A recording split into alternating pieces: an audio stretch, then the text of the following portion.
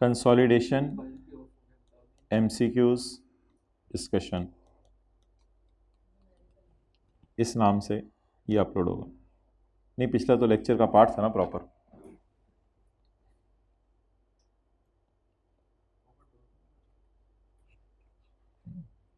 Class के बाद आना, मैं देखूंगा। Point number 5, sunshine. केड़ा शाइन? सनशाइन। भाई अब तो जा यार। हाँ ये भी लग लिखते हैं, चलें। Sunshine limited acquired 80% of the share capital of sunflower limited. अच्छा ये तो आप समझ लें, आपके न्यूमेरिकल्स के जो छोटे छोटे कॉन्सेप्ट है ना, बस वो रिवाइज होंगे आप। Part of the purchase consideration was 200 million cash to be paid on यकम January 14 and the applicable cost of capital is 10%। What will be the deferred का? ओए होए, ये तो 2 साल का गैप डाल दिया है, इसको आप रहने दें, ये अभी हमने जो है वो नहीं पढ़ा हुआ।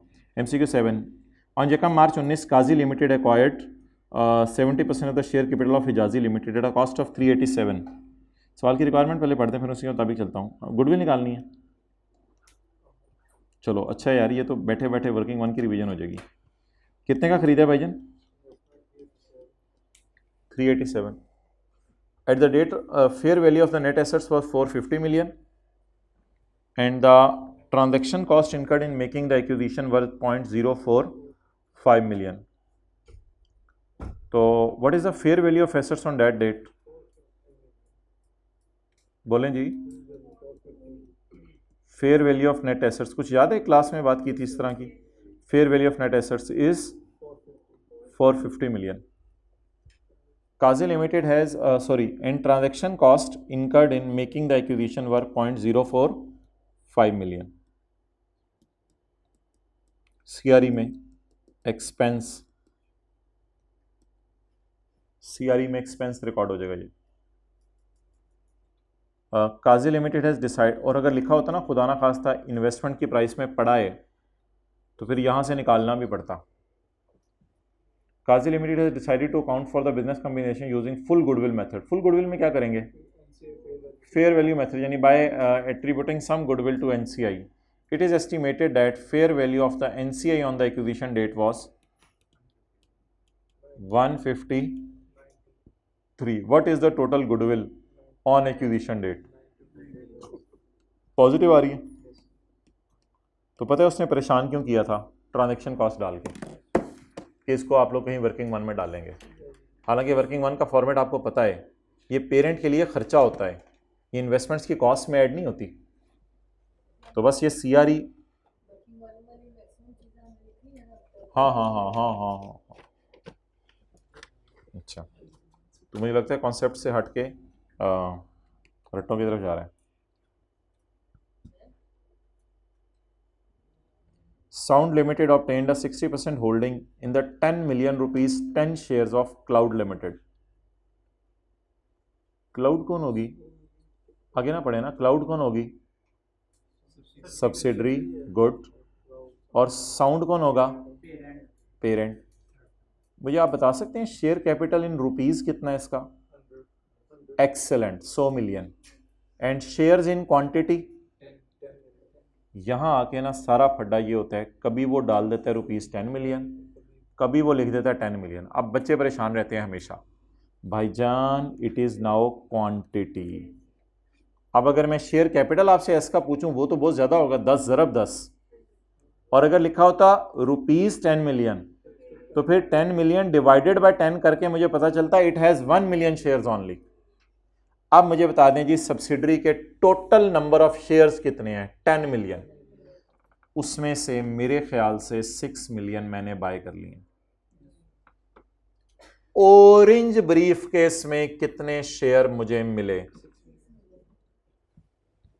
Sound limited obtained 6 million shares of cloud limited on यकम जनवरी 18 when the RE was 850 pre. Consideration comprise of थोड़े से पैसे ले लो ₹400 मिलियन पेबल ऑन यकम जनवरी 19, एक साल बाद। थोड़े से पैसे ले लेना and 1 share in sound for every 2 shares acquired. और उधर से तुम 2 भेजो, इधर से मैं कितने शेयर तुम्हें देता हूं? 1। मुझे ऑरेंज ब्रीफ केस में 2 भेजो, मैं तुम्हें 1 शेयर अपना दे देता हूं। And 1 share in sound for every 2 shares acquired. Sound कौन है? Parent.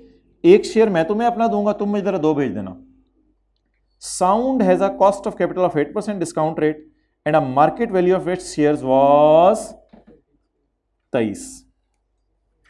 What was the goodwill arising on acquisition? भाईजान गुडविल को फारग करें, वो आप निकाल लेंगे। मुझे बताएं इन्वेस्टमेंट्स का कोई गलत बैलेंस सवाल में नहीं दिया हुआ, इसलिए बिल्कुल नॉर्मल तरीके से सवाल शुरू करें। वर्किंग 1.1 इन्वेस्टमेंट्स, कैश बताएं कितने? Consideration comprise 250 million cash, 400 million payable on 1 जनवरी 19।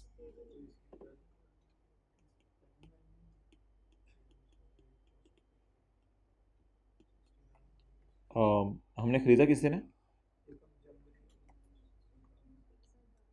और कितने साल बाद पेमेंट है?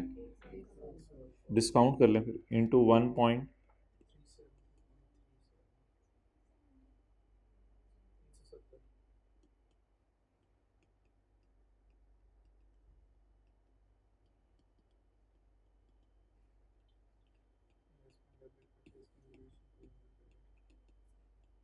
इसके बाद एक इंटरेस्ट की एंट्री भी होगी, लेकिन उससे मेरे से गुडविल मांगी है सिर्फ, छोड़े पर आप।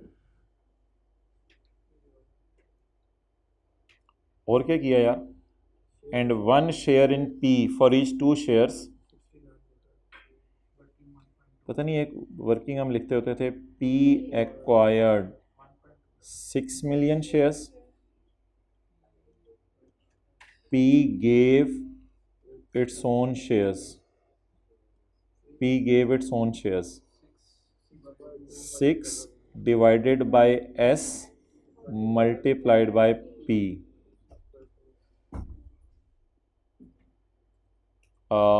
इसमें लिखा क्या हुआ है?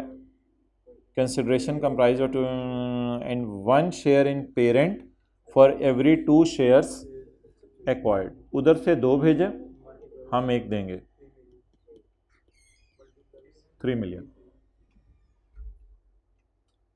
अब जी पेरेंट के शेयर की फेयर वैल्यू बता दें, पेरेंट के शेयर की फेयर वैल्यू।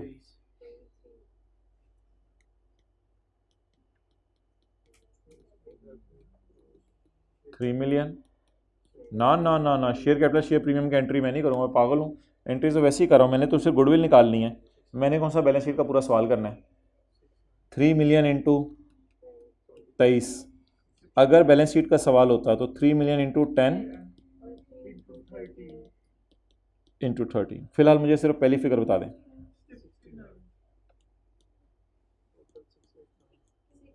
शेयर्स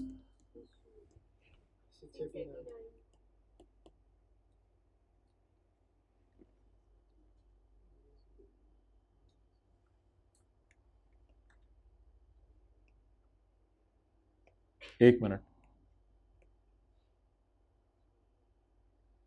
चलें। अब एमसीक्यू का नंबर भी ऊपर लिखा हुआ है, सब कुछ लिखा हुआ है, तस्वीर खींचनी है तो at this point in time it's complete.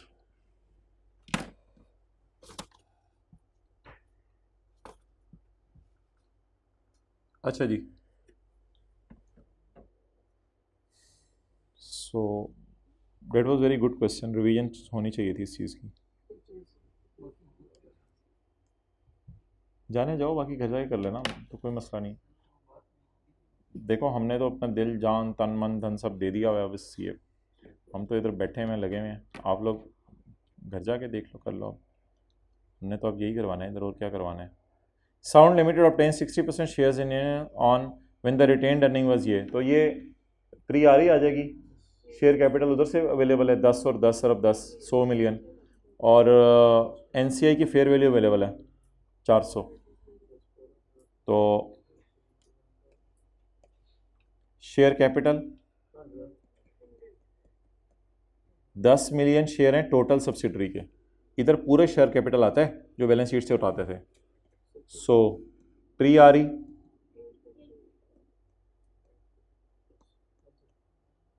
NCI की फेयर वैल्यू,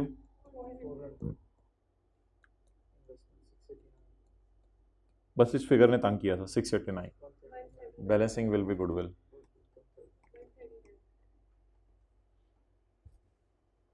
ठीक है निकल जाओ यार, मैंने तो कह रहा हूँ तो 3:30 तक बैठा हूँ इधर, 3:30 तक, सरासी ने मुझे बुलाया हुआ 3:30 बजे, मैं बैठा हूँ उस वक्त तक। चले आ गया। बिग लिमिटेड जा सकते हैं, इसमें जाना है कोई नहीं। बिग लिमिटेड एक्वायर्ड, देखिए मुझे तो कोई काम नहीं है, मैं तो यही दे दिया सब कुछ तान मन धन इसको, तो फिर यही करता हूँ। बिग लिमिटेड एक्वायर्ड, आप लोग तो 70% of small limited, 10 million rupees, 10 ordinary shares for rupees 800 million. What is 800 million? बता देना। Big limited acquired 70% shares for 800 million, payment made to Saudi King investment, when the आरी वॉज, ये pre आरी, and the balance in its revaluation surplus was 150. The NCI was judged to have a fair value of 220. What was the goodwill on acquisition? Acquisition के वक्त goodwill कितनी है?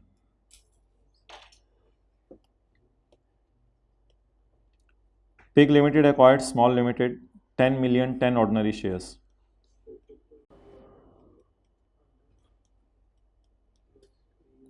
For rupees 800 million. When RE were and the balance in revaluation surplus was, ये वाले सवाल हम करेंगे। Subsidiary शायद ऑलरेडी ना रिवैल्यूएशन मॉडल लगा रही है, जैसे होता नहीं था balance in capital reserve was, तो ये इस तरह के सवाल हम करेंगे। ऑलरेडी सरप्लस आ रहा है उसकी किताबों में।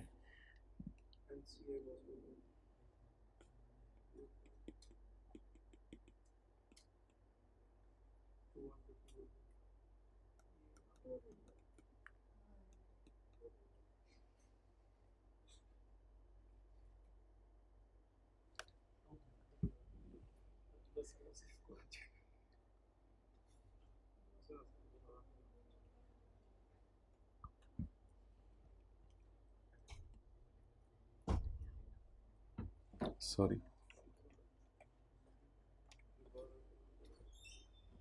रोजा रखा हुआ है आप लोगों ने, तो आसान है, एसीओ में बैठे हुए हैं। होए होए होए होए।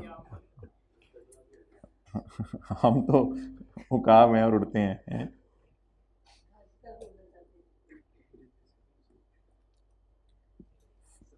फाइका acquired 75% of 1,20,000 rupees 10 ordinary shares in Saika, नाम ऑन यकम January 14।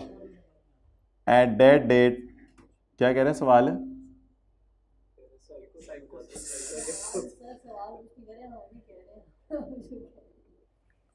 फाइका limited acquired 75% shares of 120,000 in Saika limited on यकम January 14। At that date, Saika has RE of 7 lakh and a share premium of 2 lakh. FICA paid 1680 for shares in Saika. At 31 December year end पे Saika had accumulated profits of 1 million and FICA has accumulated profits of, what are the CRE at 31 December 17? CRE कितनी है 31 December 17?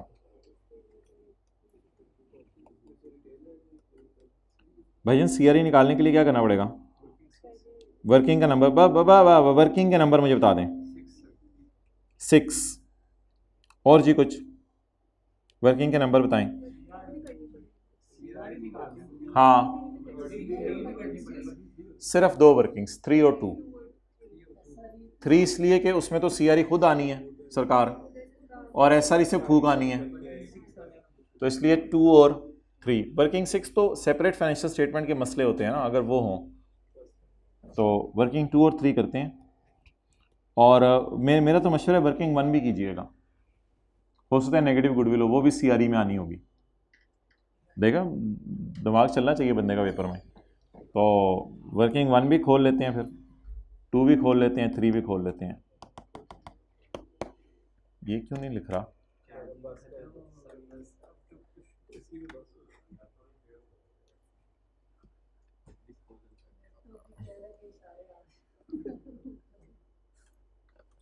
ये machine है यार, इन्होंने क्या बोलना है? तो हमारे जज्बात और एहसासात होते हैं ना यार, इन्होंने क्या बोलना है? देखो इसको मारा मैंने, कुछ भी नहीं कहा इसने। ओए ओए ओए।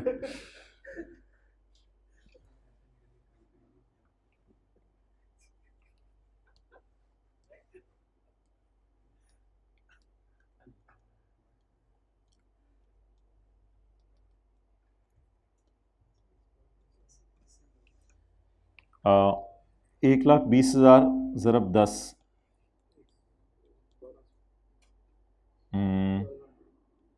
1200,000 on Yakam January. At that date, it had a RE of 700 करना है, चलें ठीक है, फिर आखिरी वाले 3 फिर उड़ा दें, 700 and a share premium of, ओहो ऊपर हम लिखते होते हैं, चलें खैर है, 200. Faika paid 1680 for the shares in Saika, और प्री आरी इधर भी डलवा देनी थी 700. एट 31 दिसंबर साइका, ये कौन सी है बाजी? अच्छा, जिनको ख़रीदा गया है, ये है, बड़ा मिक्स हो रहा है। ये फाइका कौन है? जिसने ख़रीदा है।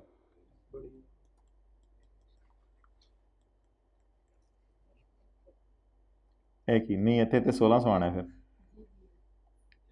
1600। अच्छा जी, NCA पैजन में कटूँगा, ये नेगेटिव गुडविल वालों से भी पूछूंगा मैं, क्लास ख़त्म होने दो। 1200 जमा 700 जमा 200,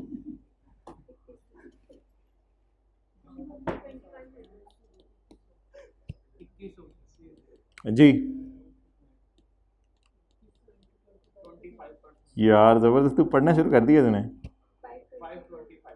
525 शेखुपुरा जाना है, शेखुपुरा जाना है, किधर है घर? आपने बताया था करीब है। ये कब से मसला है?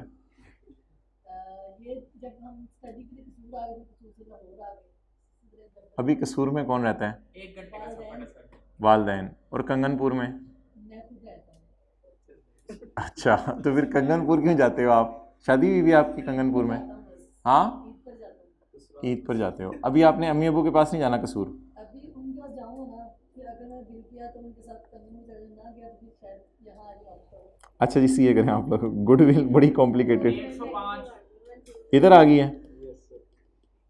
उन्हें पहले कट के बैठी सी, कहते गला मुकाओ में कट 105।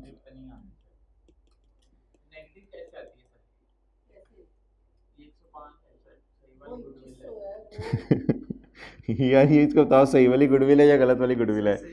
इधर 21, अच्छा पॉजिटिव आ रही है, पॉजिटिव आ रही है यार, तुझे शुक्र लाया। ठहर जाओ, 2100 1680 जमा 55, आपको पता है इधर भी आज हम कैलकुलेशन करके दिखाते हैं आपको। 1600 जमा 525 इज इक्वल टू एंटर 2125। 2125 का मुकाबला लगाएं 2100 से, तो गुडविल सही वाली आ रही है, तो फिर उसको ऐसे ही लेके जा रहे थे इधर। फूक मरवाएं,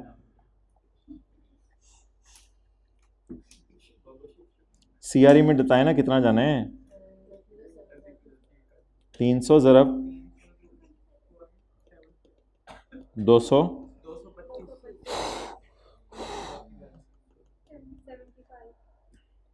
की क्या?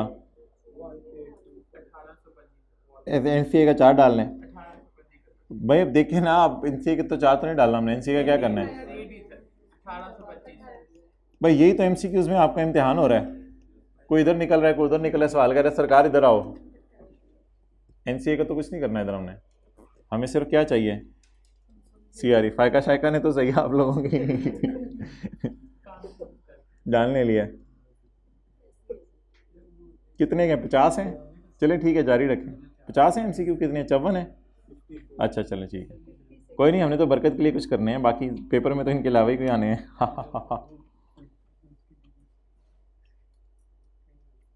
नोट कर रहे थे? अच्छा जी,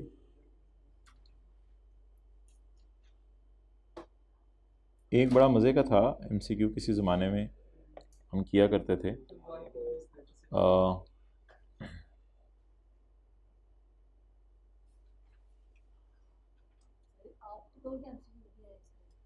नहीं, हमारे ज़माने में एमसीक्यू नहीं होते थे। The life was bit tough.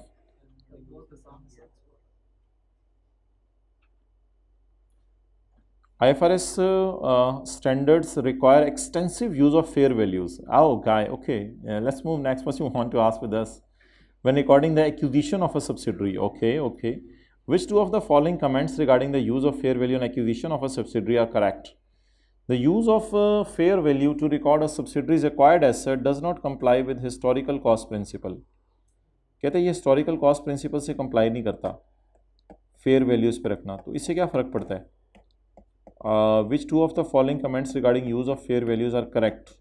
Historical principle से आगे पढ़ें। Use of fair values to record the acquisition of plant always includes consolidated post acquisition depreciation charges compared to corresponding charge in cash consideration payable 1 year after the date of acquisition needs to be discounted. छोड़ें, detail discussion है, फिर कर लेंगे। Varisha limited has an 80% subsidiary in Fan limited in the last month of the year. Varisha, अब ये wow और रीशा कुरान में अलग लफ्ज़ हैं, तो इनको वरीशा में ला दिया हुआ है, जिसका कोई बेमानी सा लफ्ज़ है, नाम भी रखा हुआ है। अब Varisha limited has, I cap को नहीं, अब पता नहीं कोई किसी ने कुछ जानने वालों में आप लोगों को निकल ही ना आया नाम रखा हुआ, मुझे ये इस पर टेंशन हो रही है। Varisha limited has an 80% subsidiary in Fan limited in the, pause करो, अच्छा जी। Varisha limited has 80% subsidiary Irfan limited in the last month of the year. Varisha Limited sold inventory to Irfan Limited for 21.6, making up a markup of 20% on cost.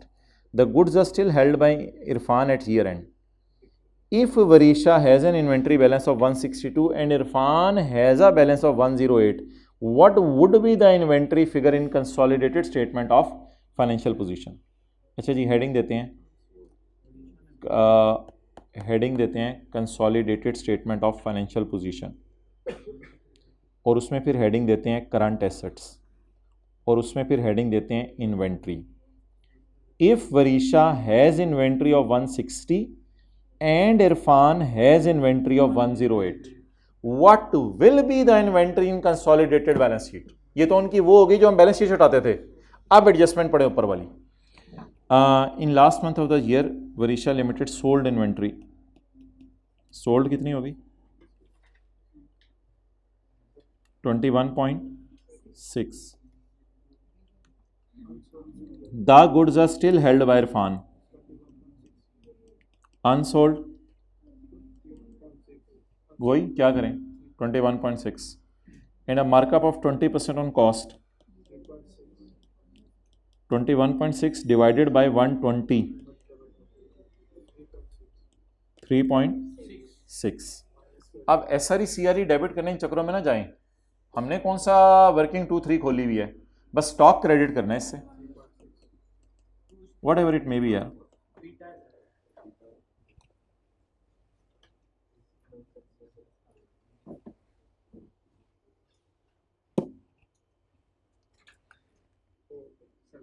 अच्छा यार, कमाल adjustment है, सोच देंगे अपनी, या वो ये कमाल एडजस्टमेंट आ गई है, कमाल आ गई। अभी तक मैं बताऊं, बीन में जा रहे थे हम बैठ के। Aliyan is a subsidiary of Shaikh limited.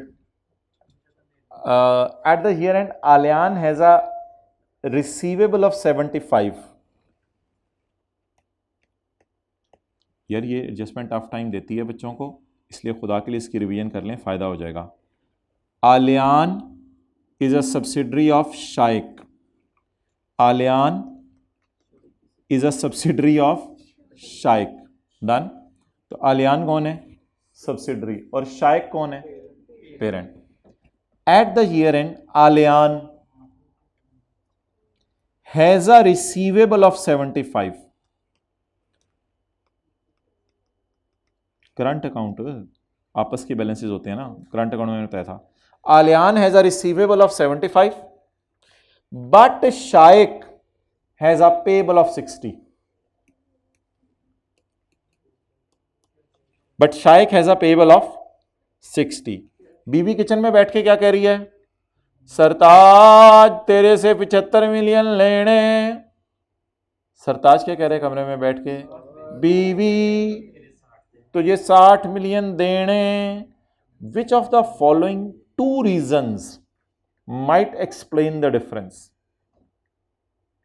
शाइक had posted a check of 15 million. Shaikh had posted a check of 15 million to Alian on last day of the year. तसल्ली से सोचें,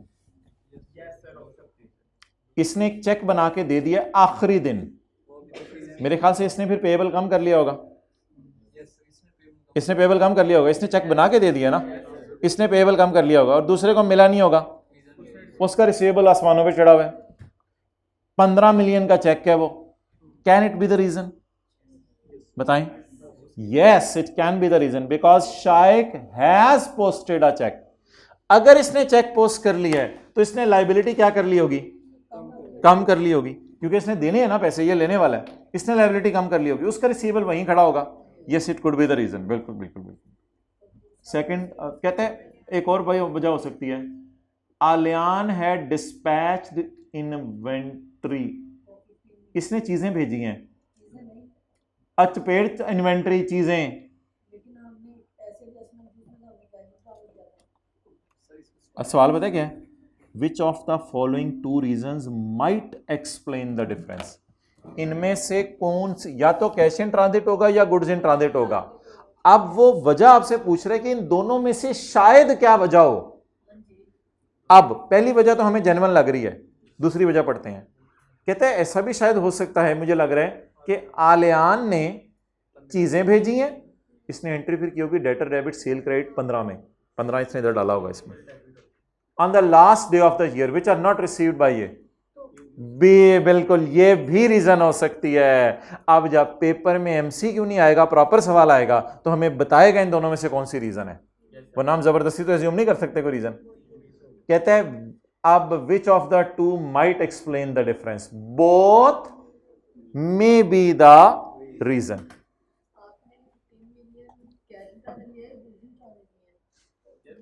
हाँ, असल में सवाल ना बैलेंस शीट बनाने का नहीं है कि दोनों में से मैं एक चीज लूं। सवाल कह रहे या ये वजह है या ये वजह है या दोनों वजहें, मुझे बताओ। अभी मैंने कुछ भी नहीं लिया, सवाल की रिक्वायरमेंट है कौन सी रीजन हो सकती है। ये भी हो सकती है, ये भी जेन्युइन लग रही है। इसकी वजह से होना क्या चाहिए? इसकी वजह से शाइक को अपने पेएबल कम करने चाहिए और इसके रिसीवेबल चेक ना मिलने की वजह से वहीं खड़े रहे। हाँ, ये भी हो सकता है, ये भी हो सकता है। अगला पढ़ते हैं। आलियान ने चीजें भेज दी, फर्ज करो कहते हैं अब आलियान ने चीजें भेज दी, इसने डेटर बढ़ा लिया और शाइक को अभी तक वो पहुंची नहीं, तो शाइक के क्रेडिटर बढ़े नहीं चीजें ना आने की वजह से। हाँ, ये भी हो सकता है। बोथ में भी the reason.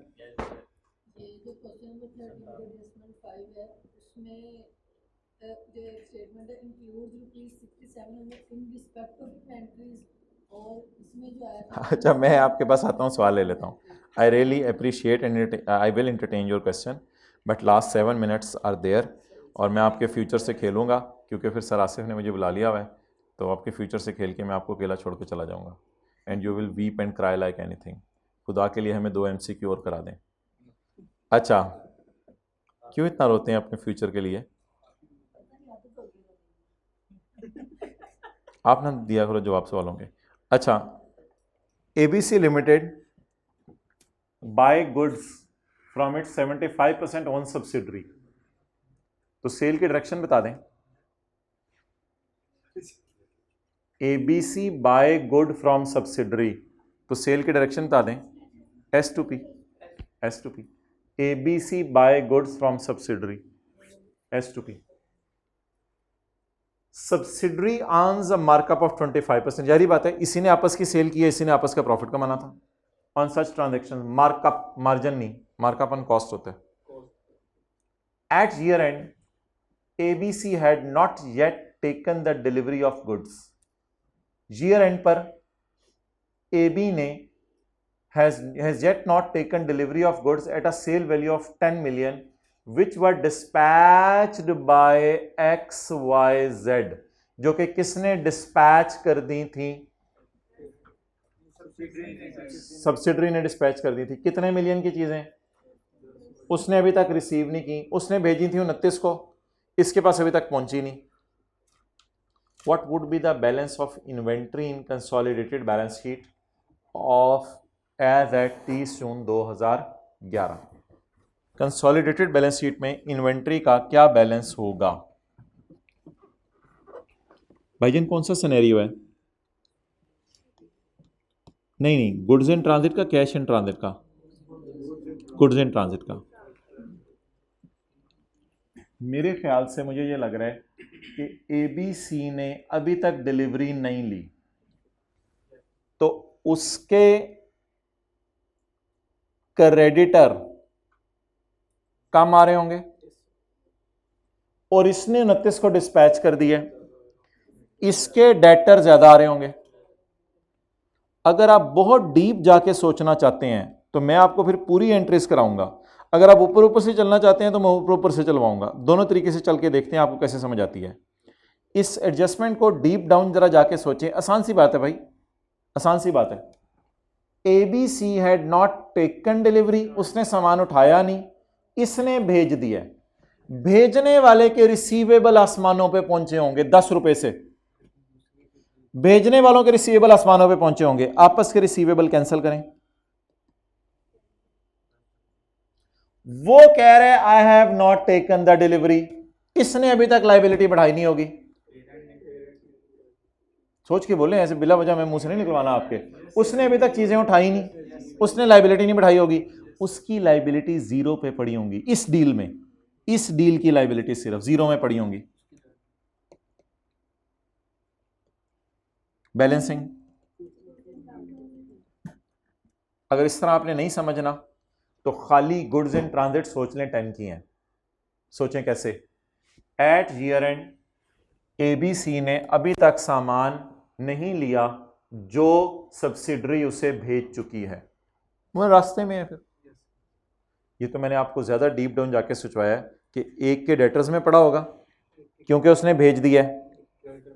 However, second has not taken delivery. यार अगर आप चीज़ों की डिलीवरी ना लें तो लाइबिलिटीज बुक करेंगे? आपको DOG ने बाइट किया. मेरे ख्याल से तो चीज़ों की अगर डिलीवरी ना लें तो लाइबिलिटी बुक नहीं करेंगे. आपकी लाइबिलिटी कितने पे पड़ी होगी?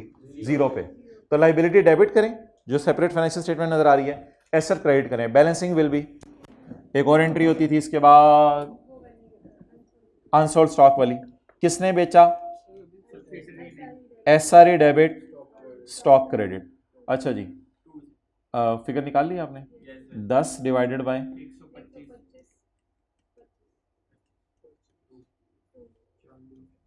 डन. अब मुझे ये याद है कि करंट एसेट्स में जब स्टॉक जाता है, एक P का जाएगा, एक S का जाएगा. वो सवाल ने दिया नहीं, वो पिछले सवाल ने दिया हुआ था. प्लस गुड्स इन ट्रांजिट 10, ये भी स्टॉक की चीज है, -2 इज इक्वल टू 8. 8 का बैलेंस नजर आएगा. यहां से समझ आया आपको डेटर क्रेडिटर वाली लाइन जो मैंने कराने की कोशिश की है? वैसे तो वैसे भी पता चल रहा है गुड्स इन ट्रांजिट है, तो गुड्स इन ट्रांजिट की एंट्री अलग होती है, ये वाली एंट्री अलग होती है. 3 मिनट रह गए हैं, 3 मिनट रह गए हैं यार, कमाल है. 6 MCQs हम करेंगे आज 3 मिनट में.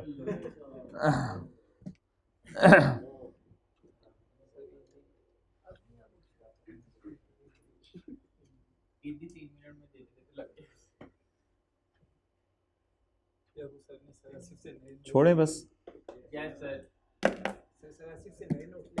जा यार चूहा कैच कर.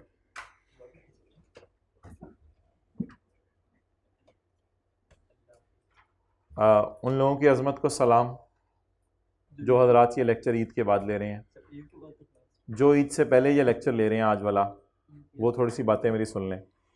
भाईजान दिन बहुत कम रह गए हैं, वक्त करीब आ रहा है, जून का महीना तकरीबन गुजर गया है। कर लें आप लोग, पैकिंग कर लें पहले।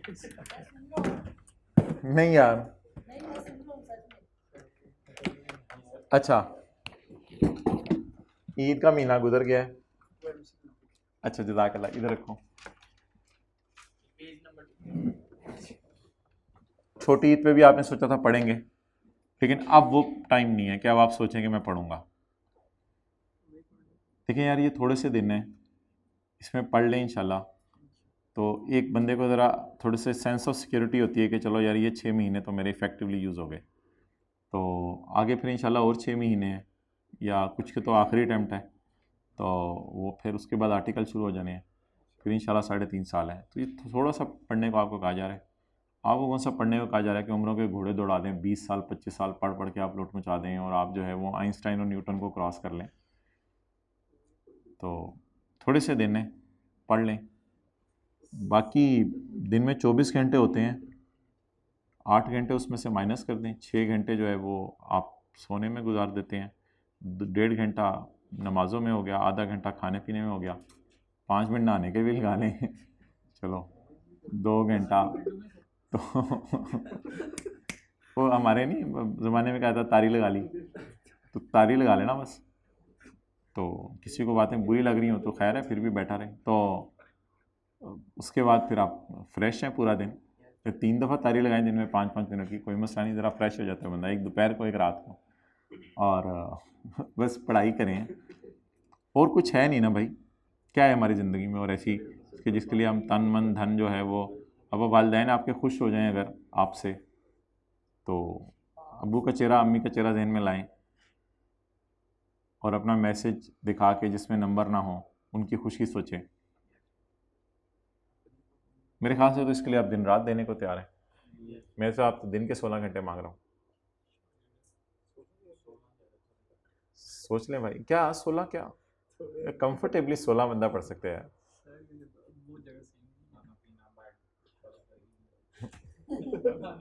चलो यार, ज़माने के एतबार से इसको 15 कर लेते हैं, 15 तो कर लो यार। 1 घंटा ठीक है, आप फुटबॉल खेलो, कोई फिजिकल एक्सरसाइज कर लो और कुछ कर लो। सर एक क्वेश्चन है छोटा बिल्कुल छोटा, आप इस टॉपिक रिलेटेड है। आप इतनी आइडियल सिचुएशंस क्यों बनाते हैं? नहीं, आइडियल सिचुएशंस मैं बनाता नहीं हूँ, हैं शायद। मैं बस अपने आप को देखता हूँ ना, मैं भी नॉन स्टॉप चल रहा हूँ, मैं नॉन स्टॉप ही, मैं तो अपने बच्चों को भी यही कोशिश करता हूँ नॉन स्टॉप चलाऊँ। और रिकॉर्डिंग ऑफ करो ज़रा। ठीक है जी, लेक्चर ख़त्म हुआ हमारा, वो पढ़ लीजिएगा खुदा के लिए।